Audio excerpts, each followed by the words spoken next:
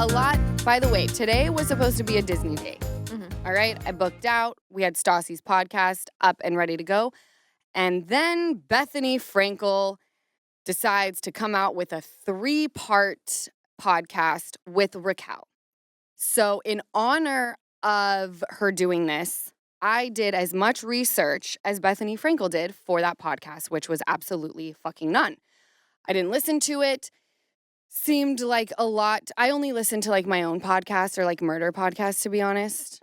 So As you should.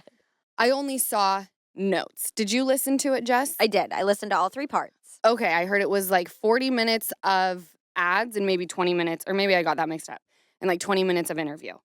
Yeah, it was frustrating. But It was? Yeah. With the ads, you couldn't skip through them? No, the interview was frustrating. Okay, tell me why, because I didn't listen. I do have some notes, but just tell me what you gathered from listening. She didn't do research, which was disappointing. Because it's like, it's one thing to be Howie. We love Howie. But like, yeah, Howie's not a Bravo guy. But then to be Bethenny, it's like she's in the world. I feel like she's a smart woman. She should have known, maybe she did know and didn't care, but what it would take, the research that she should have put behind this interview. She should have, Scandoval was huge. Mm-hmm. People went back and watched season after season. It was such a thing. And Bethenny was like kind of doing the research while she was interviewing Rachel. And there was there was a clear motive that Bethenny had, which is understandable. The reality reckoning, I want to hear about. Bethenny clearly, she had an agenda, and she kept bringing things back to like this reality reckoning. And it was like, that's great. Look, I want to hear all about that, Bethenny. And I want to hear what Raquel has to, or Rachel, whatever, what she has to say. I do, but it didn't work together. I want to hear, just because I don't agree with what she did, and I didn't agree with a lot of what she said. There are things that she talked about, mental health, emotionally, how she felt. I want to hear that. Dig deep. If you're going to come out and do an interview, tell us. Ask the right questions. And guess what else I want to hear about? Reality reckoning. If reality stars can get treated better or they're being treated unfairly, tell me about it. Tell me how we can help change the industry. But these two together did not work. It's like Bethenny wasn't asking the question. She kept bringing it back to like reality reckoning.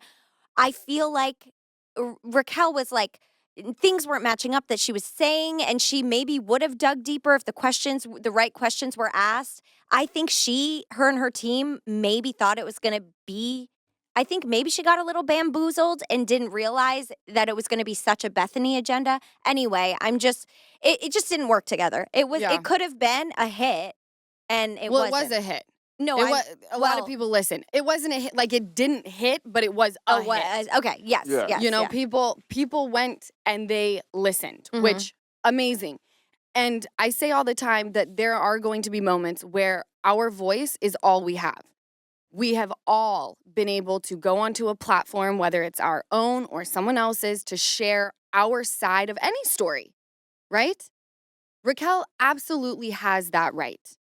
And I'm happy that she finally got to take advantage of a giant platform to tell her story. I only saw clips, and what I gathered from it was Bethenny completely exploited that girl yet again. Which is the total, goes against everything she's preaching. Exactly. To me, she sat there and said, you know what? This girl is going to be easy to manipulate because I'm Bethenny Frankel. She's floundering. She's going to be easy to manipulate. Her story is crazy, even though she brought it upon herself. And this is going to be the perfect way for me to place her in the narrative that I'm trying to create. It was actually really sad to me because I really liked Bethenny Frankel. I felt like everything she said always made sense. She was a great arguer. She was extremely intelligent, what she built. And then with this, it was like, we're all over the place, and I think someone needs to intervene because I don't even think you know what's going on with reality, not just reality TV. I don't think that reality television is for everybody. it is a very intense environment. If you are not mentally tough as fuck, it can break you. It definitely can.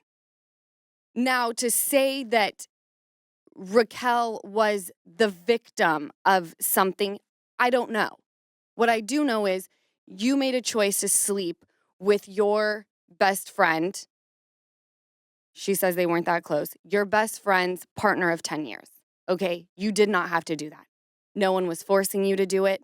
No one asked you to do it. So it doesn't make any sense. I felt like Bethenny really tried to like push her in a certain direction. And Raquel, being someone who, I don't know if she got a diagnosis from that facility or not, she's very easy to manipulate. And you put words out there and she's like, yeah, that's how I feel. And it's like, but you don't. You're being told to feel a certain way and you're being guided in a direction that I don't think is healthy for you. I don't know why anyone would allow her to do that interview. She needs to take a lot of time. She needs to take like 2 years for herself. She's vulnerable. And She's very vulnerable right now. For her, in my opinion, just get away from all of it and restart your whole life. I'm all about being a voice for the voiceless. But we're all grown-ass people who a contract is placed in front of us. We know the drill. We know what we're signing up for. We're signing up to show our real lives. I remember going to producers saying something is not right and then like thinking I was crazy. They're like, that's not happening. None of it was on TV. The hope was to get away with it.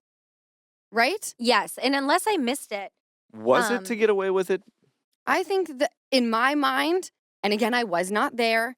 In my mind, there was a solid plan that there was going to be a breakup that happened between Ariana and Scandoval, and then they would come out and say, we spent a lot of time together and we actually think that we have something more, and then everyone's hands would be clean, and it would seem like some flawless, segue into a new relationship. Yeah. That's what I think. That's my opinion. The part about Graham was, I know I'm going to get heat for this, that was pretty upsetting to me because the things she was saying weren't adding up. She was like, making all these excuses and like he bites and we did this and then this happened.